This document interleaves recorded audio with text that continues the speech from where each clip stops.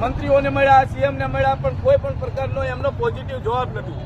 અને આજે અમારો કાર્યક્રમ જે છે એ ભીખ માંગવાનો છે કે અમારી રોજગારી અમે ડિગ્રીઓ લીધી છે, એ ડિગ્રીઓના આધારે અમારી કાયમી વ્યાયામ શિક્ષકોની ભરતી કરવામાં આવે. આજે અમે મંત્રીશ્રીને અને ગુજરાત સરકારને, ડિંડોર સાહેબને, સીએમ સાહેબને એક જ માંગણી કરવી છે કે અમારી કાયમી વ્યાયામ શિક્ષકની ભરતી કરો. અમે તમારી જોડે ભીખ માંગવા આવ્યા છીએ.